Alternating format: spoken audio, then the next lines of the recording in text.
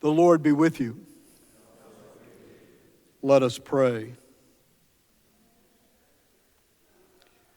O Almighty God, who alone canst order the unruly wills and affections of sinful men, grant unto thy people that they may love the thing which thou commandest, and desire which thou dost promise, that so among the sundry and manifold changes of the world, our hearts may surely there be fixed where true joys are to be found. Through Jesus Christ our Lord, who liveth and reigneth with thee in the Holy Spirit, one God, now and forever. Amen. So I wanted to talk this morning about why people are coming back to church. This is not a reflection of a recent Pew survey. It's more my experience based on two things. One, the people coming back to the cathedral after COVID, the energy with which you have come back, and the number of you who have come back, so that our attendance, at least if you add on meaningful viewing online, equals or exceeds what it was in 2019 and 2018. But the energy, in many cases, feels even higher. So while I'm excited about that, like why?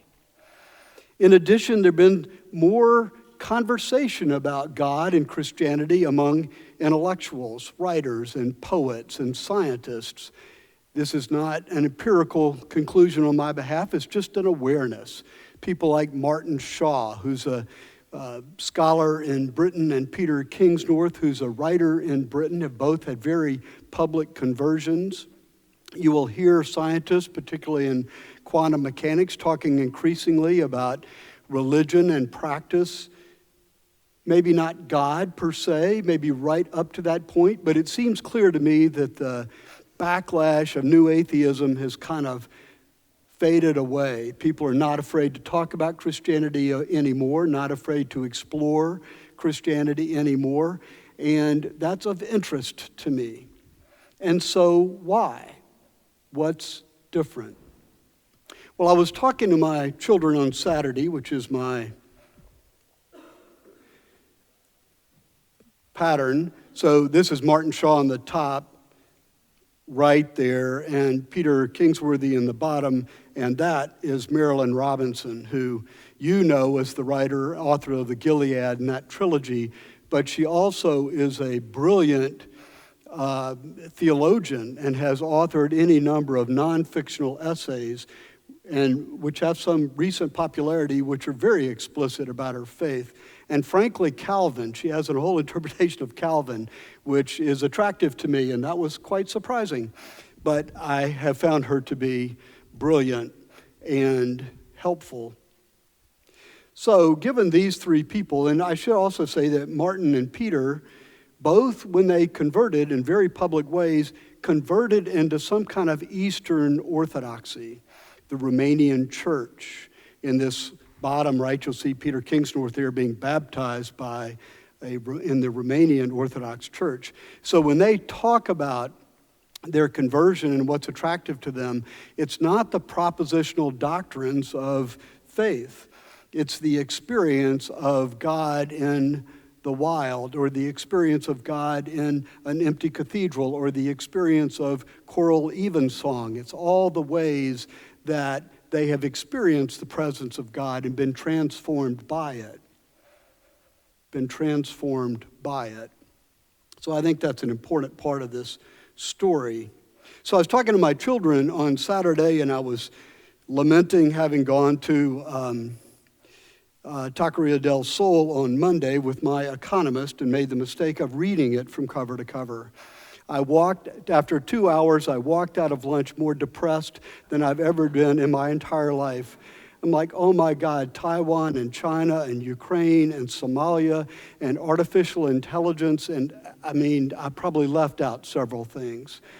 And I thought if I get to the car without the world blowing up, it will be a good day. And my son advised me wisely never to do that again. Just don't do it, Dad. But what we wound up talking about with all of my children is the distance that they feel. and the alienation that people feel and the isolation that people feel. Intensely, obviously, during COVID, when people had to kind of go back in and shut the doors from the world, but also after COVID, where people are not returning to the office, where people are not getting together to do the things they used to do. It reminds me of one of our parishioners who said to me during COVID, "You know, George, I just need to go to church. I don't need to touch anybody. I don't need to talk to anybody. I just need to see them and be around them," which I thought was beautifully put. Just this yearning and physical and emotional need to be with other people. And I think that's what's responsible for the energy that I experience from you here. And I think that's why more people are coming back to church, this kind of structured way of being together. So I was talking to my kids and I said, well, you know, I'm interested in like the things we're teaching at church, the things I think we learn at church was kind of how to look at the world, how to be with other people, how to be introspective and learn how to be who we want to be. Like, where do you get that for the two that don't go to church? And we kind of talked through that, but I was struck by how the answer is fundamentally nowhere. There are friend groups that gather informally. My kids are big readers, so they are devouring the canon of literature, and that, of course, has many of these lessons in it, but there's no structured place where they're working out who they want to be like we do at church. There's no Christ-centered place to be, even if you don't call it Christ. And I'm intrigued by that. This picture I found interesting because, you know, here you are climbing into bed and what? You're on your phones, right? As if to capture this whole experience of isolation through technology.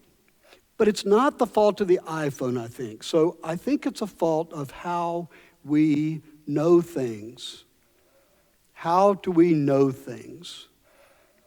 I think there's a default that we fall to many times about how we know things. And I think it's wrong. I think it's not our tradition in the Anglican tradition. And so I want to address it. I'm going to talk about the default as it exists today. And then, of course, we'll be walking around in the sunshine next Sunday. And then here at 5:30 for the fire on the following Sunday. And then after Easter, I'll talk about what I think is the true Christian way of knowing things and how that's different from this default setting. I'm going to take as our guide Parker Palmer. Do you know Parker Palmer? Who's a brilliant theologian and scholar, and I think captures it very well in a book that he is titled To Know as We Are Known. Now, Parker Palmer is dealing with education, and his thesis in this book is that our education system in the United States adheres to this default way of knowing, which is wrong and unhelpful, and has pretty powerful consequences to it. So he says this: we have been schooled in a way of knowing that treats the world as an object to be dissected and manipulated.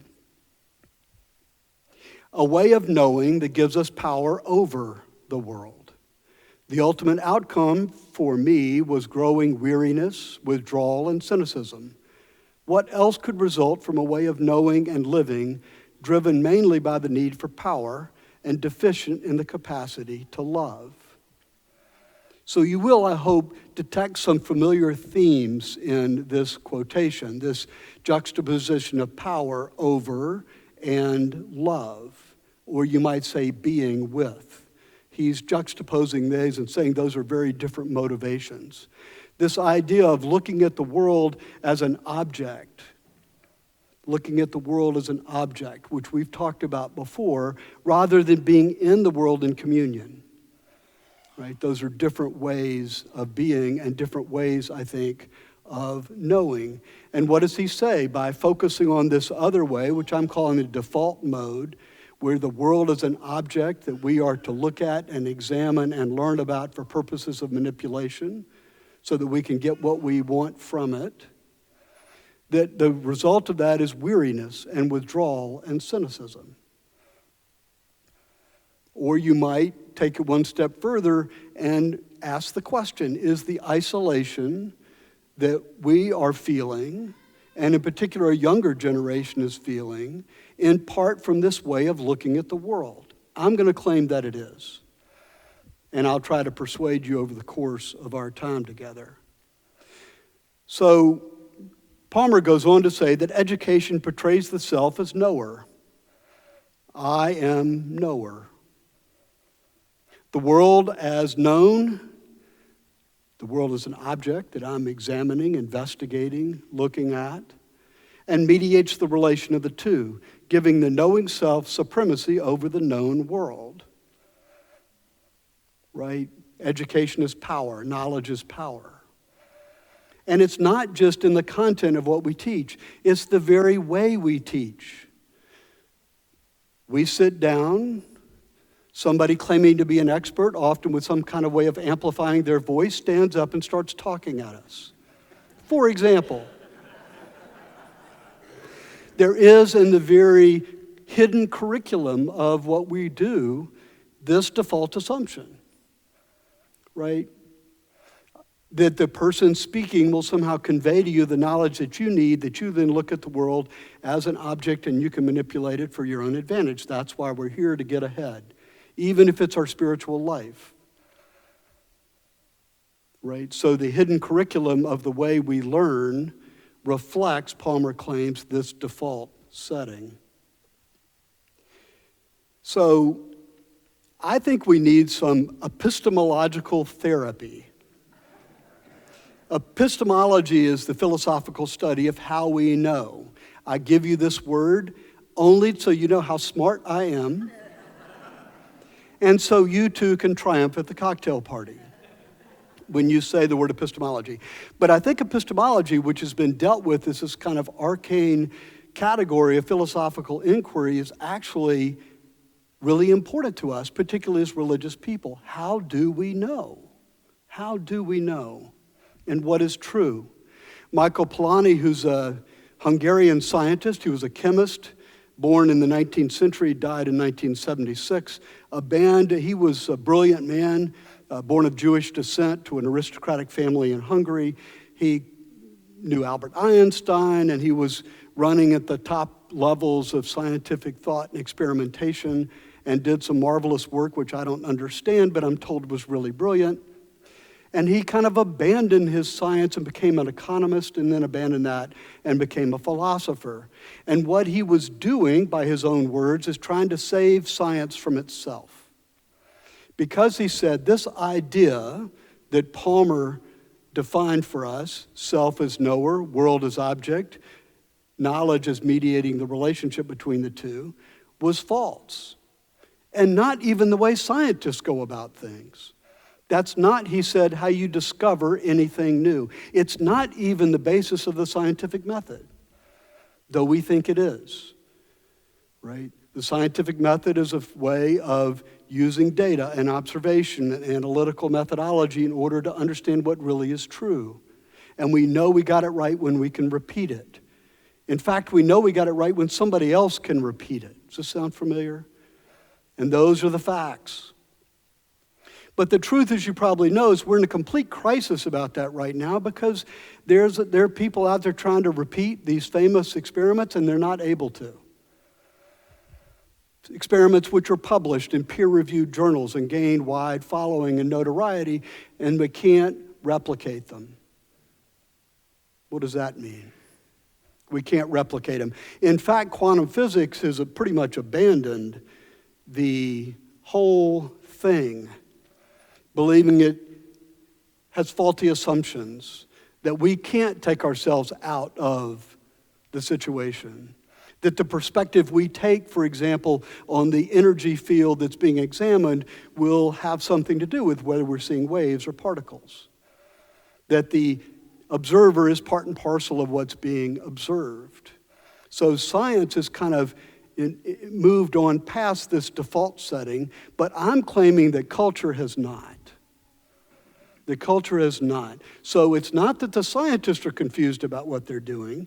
They know, for example, that in developing a hypothesis, which is the initial step in the scientific method. They're using intuition and imagination. They're building on the shoulders of their tradition. Often there's some guide or mentor who's helped them along the way by performing other steps that led to this quandary.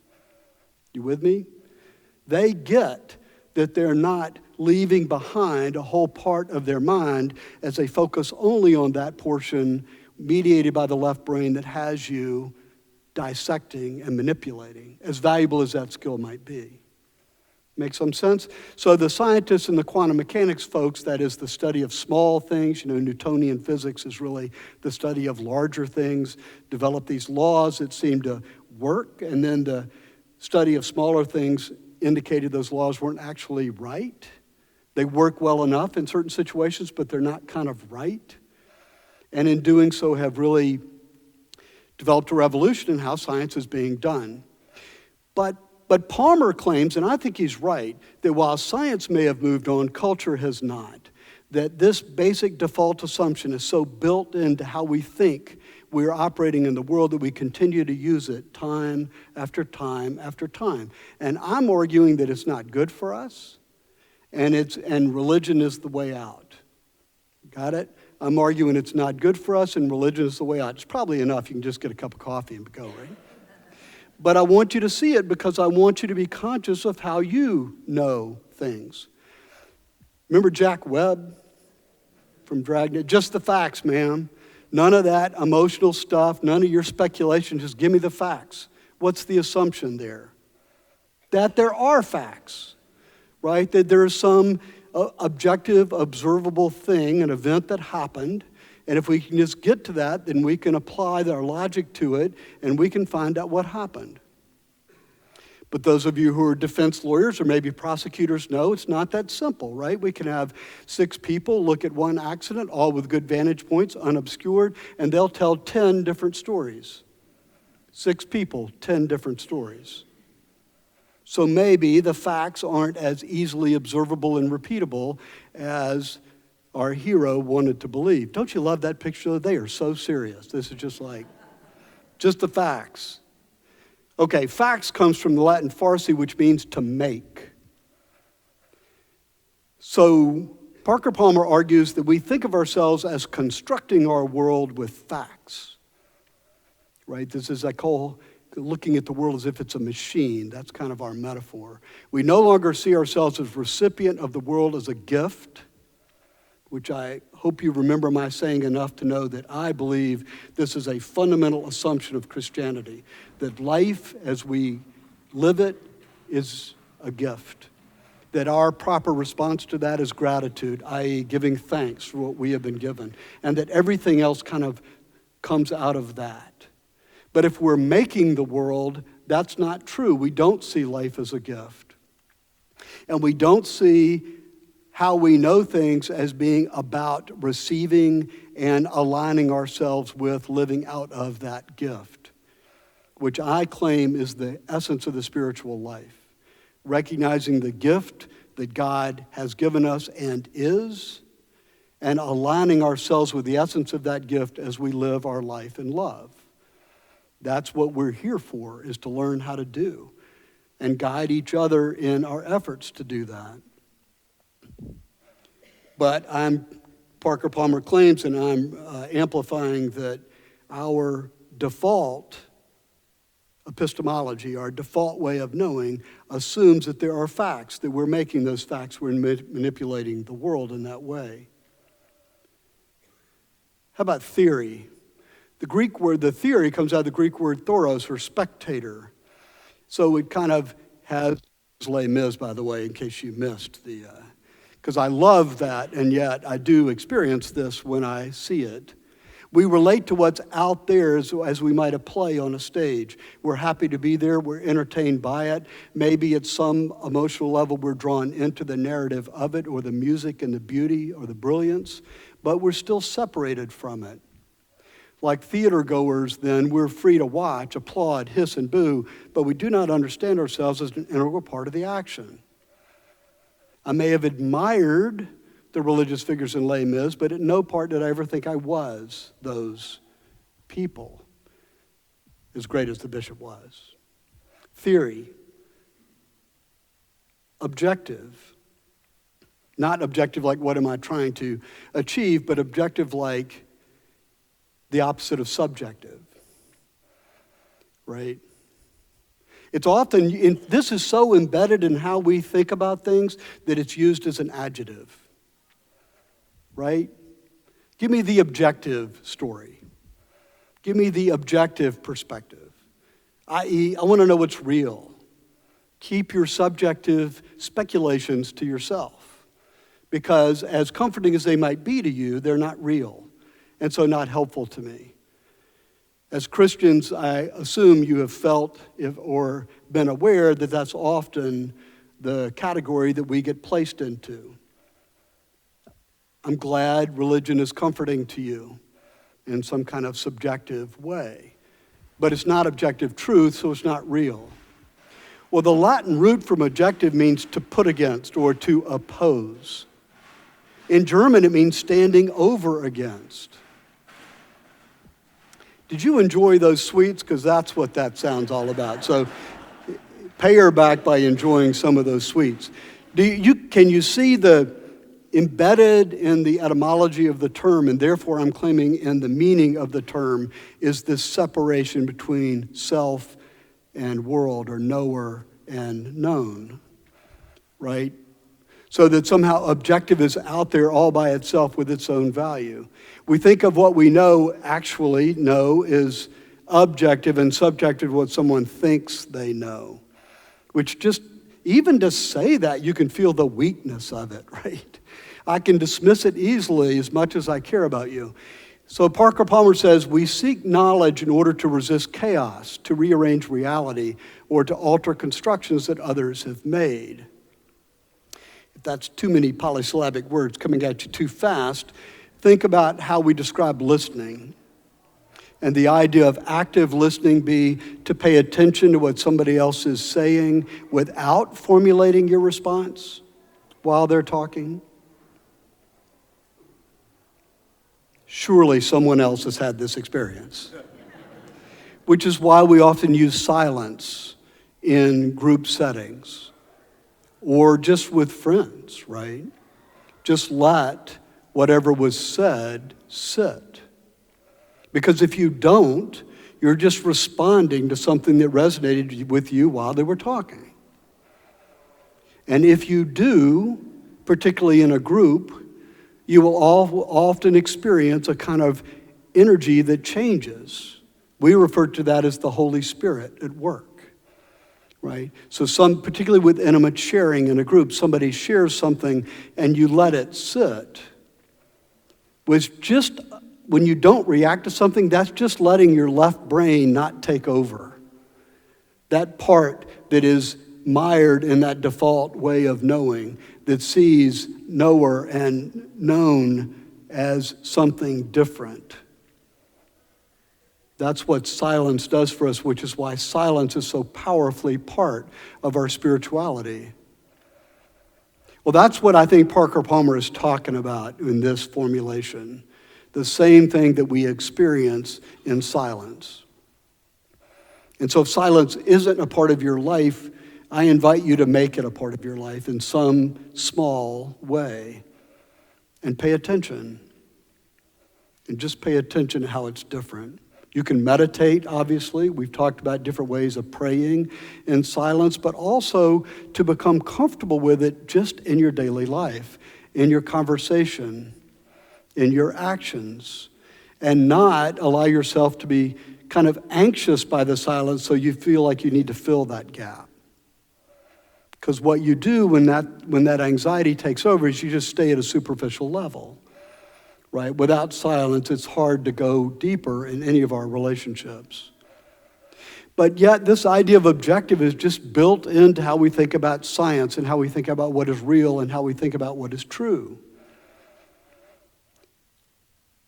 Is some of this making sense? I know I'm running fast, but I'm hoping that even if you didn't think about it in these terms, I'm describing something that is familiar enough to you to recognize it.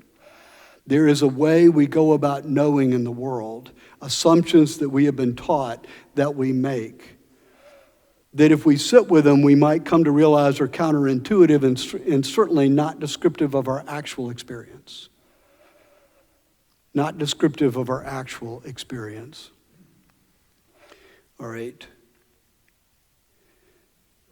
Yes.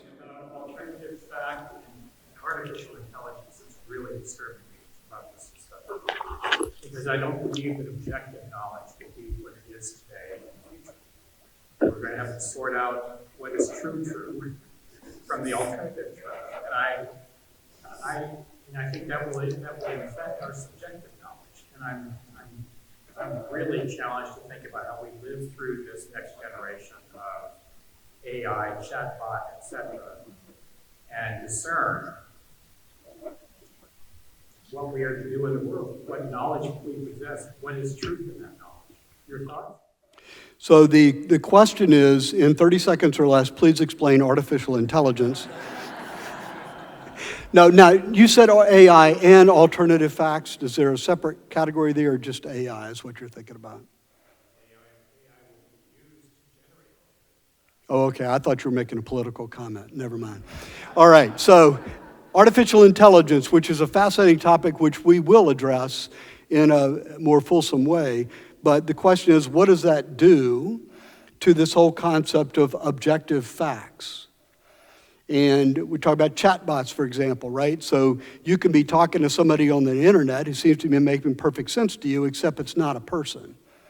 It's just a computer program that's been programmed to access the entire internet in order to pretend to be a person. And we used to distinguish those by a simple test. Was the guy that did the code breaking during the war? What was his name? The Turing test. Does it feel like a person or not? If it's not, it's just machine learning. If it is, it's a person. But now it's hard to tell, right? And so not only could you have a conversation, but you could then have a conversation that says, please do this in the style of George Maxwell. And it would literally be talking back to you using idioms that I use. You can have a poem written in the style of whoever, because there's an algorithm that's accessing the internet using that information to do that. So I think my kind of snarky answer to you is objective isn't objective now, but it certainly is going to be difficult then. And I'm not as concerned about it as long as we're just talking. What scares me about AI is when you give the program the ability to act, because there's no control over it. So you give your artificial intelligence the ability to trade stocks, or the ability to serve as an air traffic controller, or anything else that you think it could do faster than humans can do, or erase facts. All that's happening in some kind of complicated algorithm that we couldn't understand if we looked at the code for it. I think all that's very scary, and I have no idea how that plays out. I do think there's a spirituality in it. Ilya Delio, who we had here last year, has done a lot of work on this. So we'll talk about that later. But I think it's kind of worth being aware of, and I have no idea. I'm just claiming it's not objective now. I do think the way of knowing that I'm going to be arguing for is helpful to that, but I got no clue how to address the ethical implications of AI. Not any. And the scariest part to me is I don't even think I can leave it to my children because AI grows exponentially. So if it was a third grader 3 years ago and now it's a sixth grader in 3 more years, it's going to be a 21-year-old. Yes. I just wanted to push that a little further. You mentioned, the AI part of this, which is what bothers me more than AI, which is how much access to facts we have and how contrary one fact can be from another now that we have more and more access to information, and how we are supposed to create objectivity from that plethora of facts that contradict one another. Yeah. So with the proliferation of facts, many of which seem to come from sources who've never talked to each other,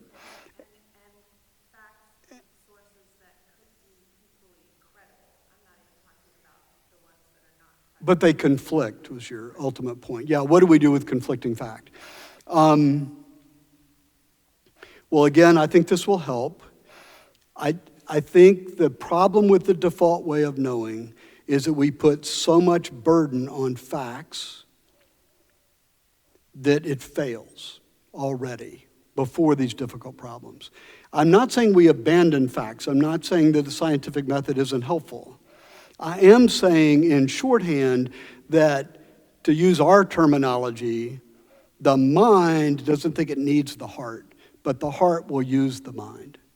So my beginning point is to expand the portion of us we're using to expand the definition of truth and reality, and hope that it gives us additional resources to tackle some of these hard problems. But I don't know what the answer is, yeah. Truth and facts are way different. I mean, I'm reminded of the old Three Stooges thing where he says everybody point to the right. They all point in a different direction. There's no truth in that. There are facts. Each one of them was correctly pointing to the right.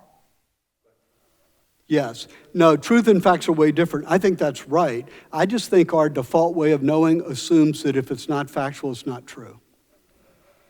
And so there are facts that don't generate truth, but I think we kind of assume many times that the truth must be a function of facts. And I'm saying that that will be true at times. Facts are valuable things, and our scientific investigation is a valuable method. It's just that there is more. And I think the church is sitting on a long tradition of how to access and utilize more, but we don't. And our ability to do so is kind of dying in some respects. All right, but I'm putting a pin in artificial intelligence and in this notion of conflicting facts, because I know my answers have not been satisfactory here. Okay, reality. I just couldn't resist this with the masters coming up.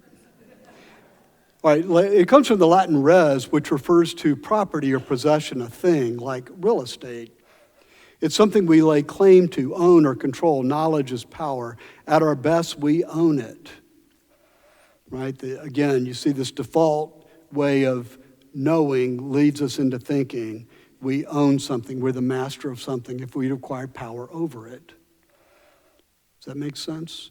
To acquire power over something, in the vernacular, to own it, which seems very harmless in many situations, backyard basketball games, can be tragic in other situations, social construction in oppressive societies, right?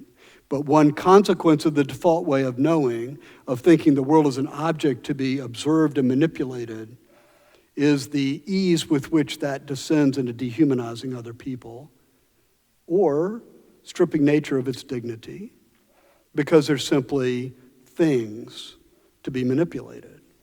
So if they serve a useful purpose, that's okay. Now, I think you can also see this in the way we publicly think about things. Take torture, for example. We were back in the middle of waterboarding and torture, and we had this vigorous public conversation about should we be doing it or not? And people lined up on either side, yes, no. But at least in my reading of that debate, the analysis of the yes-no was fundamentally shared. And what the analysis was, does it work? The assumption being, if it works, do it, and if it doesn't, don't. Or is it needed? A utilitarian consequential argument. Yeah. But still, does it have utility? And what I want to say is, I don't even think that's where I'd start. I might start with, what does it do to me/us to do it? What if it does work? I still think we shouldn't be doing it. Can you come up with a scenario where I would do it to save my wife or daughter or child? Yes.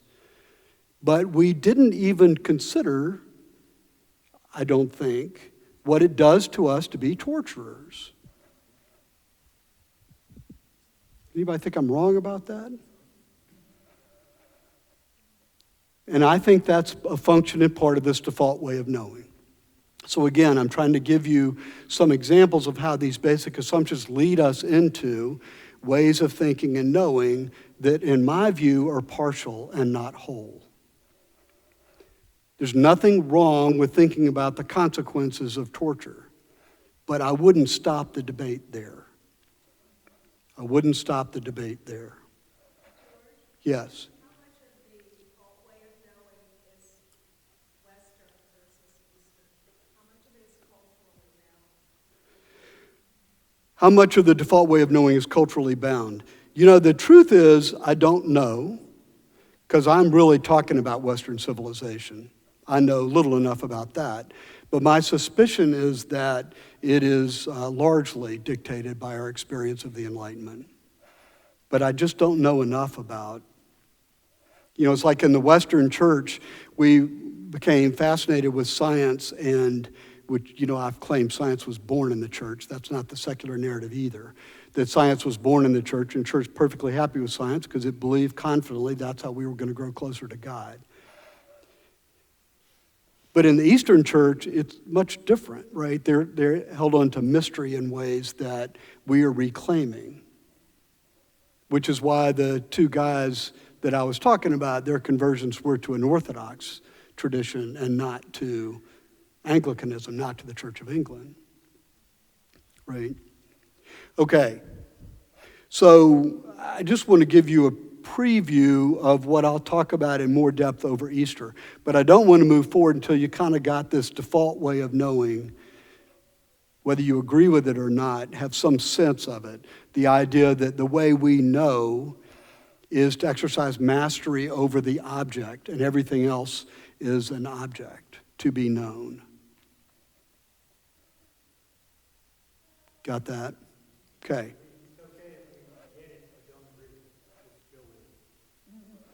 Yeah. I mean, I'm happy for you not to agree with it, but it's hard for us to have a discussion if you don't understand if I hadn't said it well enough for you to kind of get it, right? Because once we step over into the Christian way of looking at the world, then the question is there anything else out there?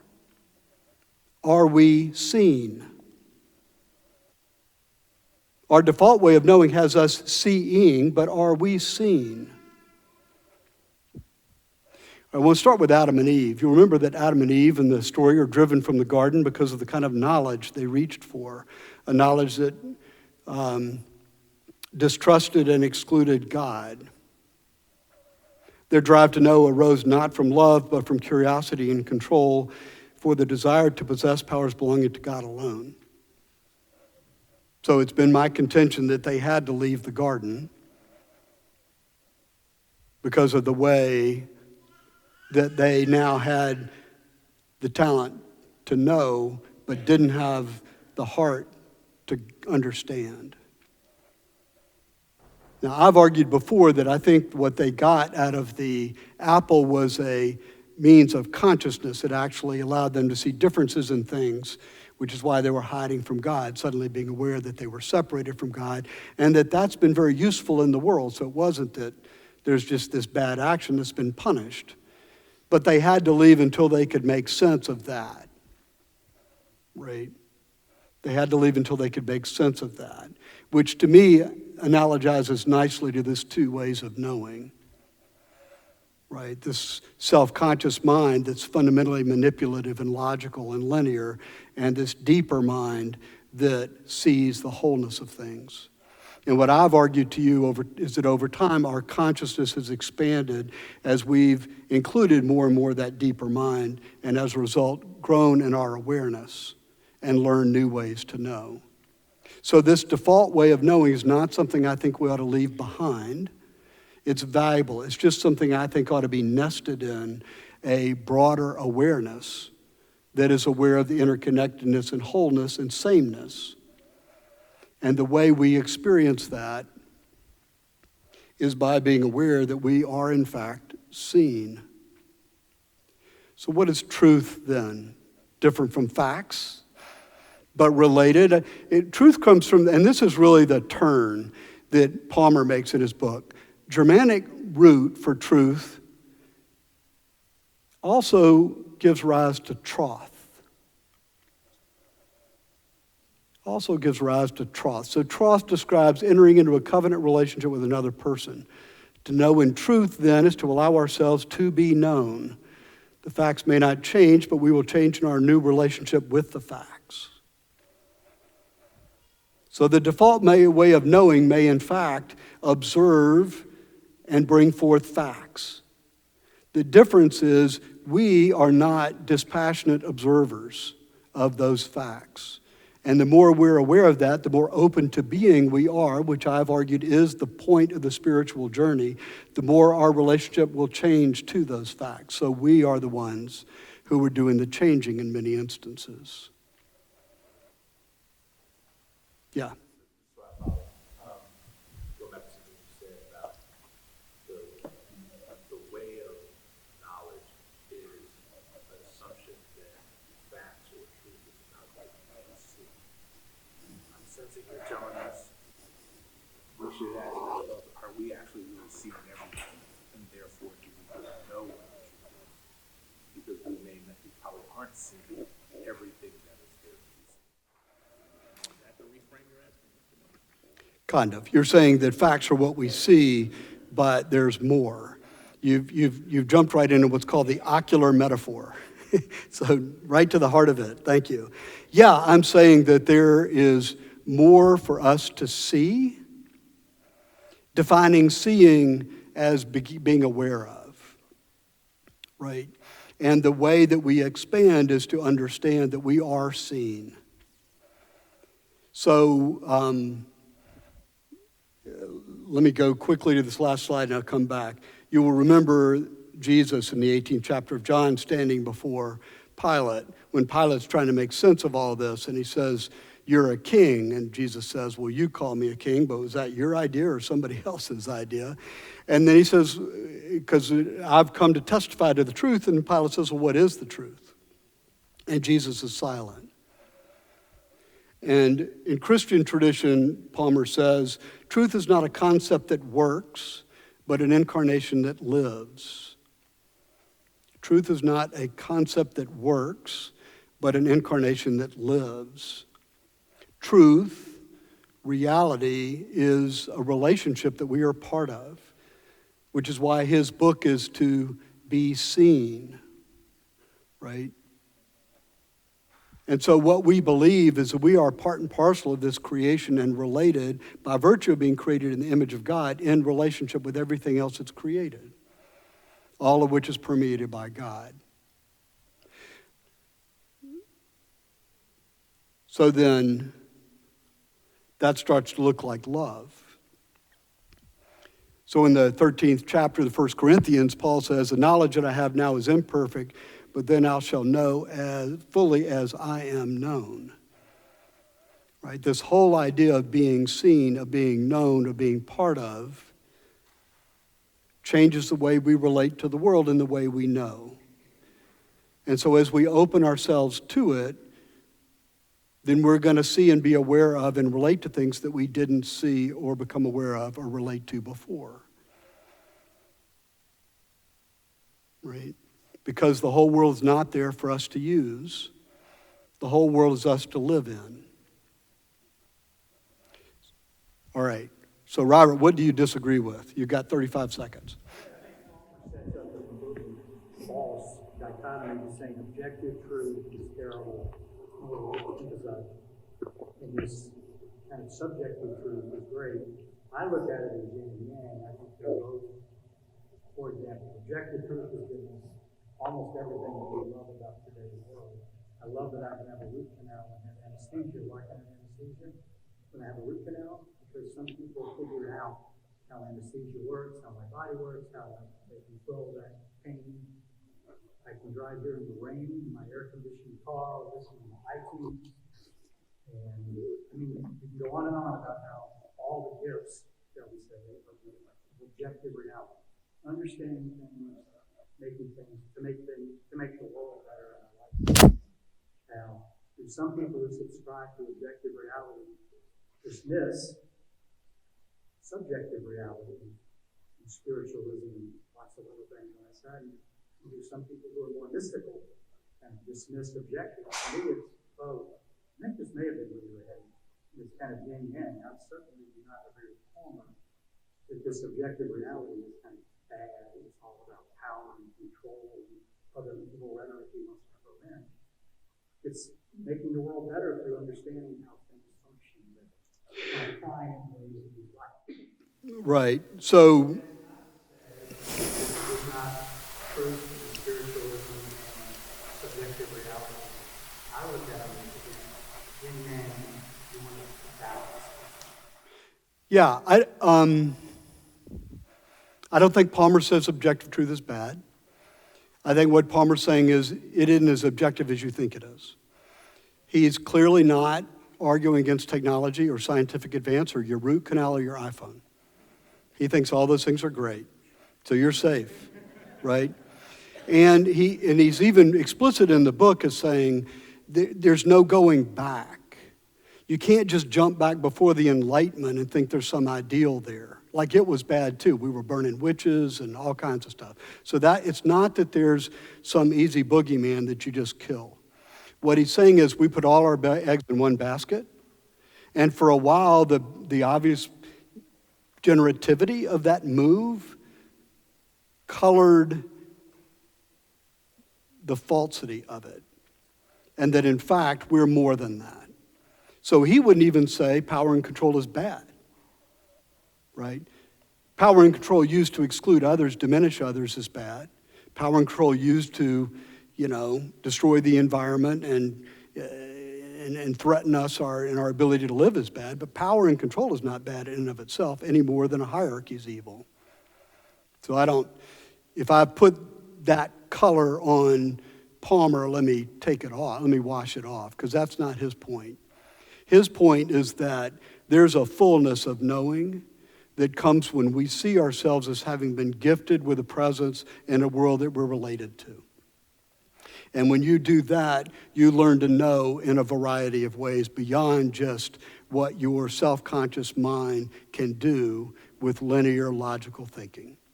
But to pretend that we don't need linear logical thinking would be, well, it's not what he's saying. Yeah. I don't know if it's what Palmer's asking, but when I think about it, I like thinking about it in terms of overreach.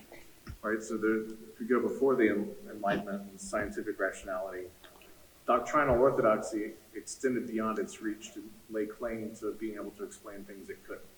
Right, so the created order doctrinal orthodoxy couldn't explain the moons of Jupiter. Right, so doctrine extended beyond its reach, and so scientific method said, well, if I can see it, it must be real, and therefore there's kind of a rebuke against the doctrinal orthodoxy. And so similarly, there's a consequence to scientific rationality if it extends into the domain that it cannot see, right? Or if it claims authority into a domain that maybe it loses its usefulness, right? So because it's been so successful in certain areas, as listed, it may not be as successful if applied to areas of meaning, of life, of love, of worship, of relatedness. It may lose its successful application. And so there's like a critique of rationality that has to happen again to say the scientific method is very useful, it's very successful, but one of the consequences of living according to its terms is that it's the vocabulary we have to describe other things like love, worship, relationship, and that vocabulary may be limited. You know what I mean? Yeah, Does that make sense? and there's our confession right there. The knowledge that I have now is perfect. Yeah, could everybody, let me pause. I'm sorry, Sarah, but did everybody, it may be hard to have heard all of it. Fundamentally, what I think Adam is saying is you can look at this through the lens of overreach, that kind of pushing back on the notion that part of it is evil to be tossed out, part of it is very helpful, but overreach, rationality for sake of summary, that the scientific method, the rationality as we know it, is in fact pushing back on the overreach of what preceded it. Now it's overreach, no real surprise there. And so there's pushback against that. I think that's exactly right. What Palmer says is the heart will use the mind, but the mind will not use the heart. So, which is exactly what we've talked about in terms of neurobiology, right? Where one part of your brain doesn't think it needs the other part of the brain. So you got to intentionally go back and use the other part of the brain, the deeper mind, because it will use both parts. So I think, yeah, what we're striving for is integration and wholeness and awareness. And I think even, not to pick on you, but even the notion that one's good and one's bad is a function of that self-conscious mind which sees the world that way. Yeah. Little summary, Wordsworth said, observe, we murder to dissect, right? So that's the overreach of knowledge. It's like, well, is it right to kill someone to understand them? No. Right. That's a bit of overreach. But that was Wordsworth early. Right. And Coleridge had something to say about it too, as I remember. Is it Wordsworth? You heard the Wordsworth quote, we kill in order to dissect. Right, so what have we done? We have killed in order to learn more about the animal. Is that a good thing or a bad thing? All right, the point in summary is that while science and the people that are doing those things have moved beyond this notion of objectivity, so it doesn't even have credibility in the kind of more contemporary scientific worlds, I think we're still holding on to it culturally. And I think it diminishes us. And that part of what the church is about and part of the way to read our scriptures and the guidance that Christ has given us is to expand our consciousness so we're not locked into this one way of looking at the world, which diminishes us. Not that it's bad. Not that we have to choose. Even that's part of this way of thinking, in my view. Right? There's good and there's bad. That's just dissecting and knowing by difference. Now, once we talk about expanding and open our being and our spiritual growth and awareness, what do we then do with AI? Or the conflicting facts that we can't make sense of? I don't know, but I do believe intuitively that taking this step will be necessary for whatever we ultimately do. Because lurking in the background of all this is how do we determine if it's good or bad? Right? Whatever it is. How do we determine if it's good or bad? And I would argue that you can't determine if it's good or bad without utilizing this kind of what I've called the self-conscious mind. So I'm saying objectivity isn't what it was thought to be and never will be again. But the notion of proceeding in a logical, linear, analytical way is a good thing. And part of the beauty of it is its ability to critique itself, right? Think about that. Wouldn't he be standing up talking to you without the value of what we're talking about? It is that part of our mind, that analytical, linear way of thinking that lets us critique it and think that there's something more. All right.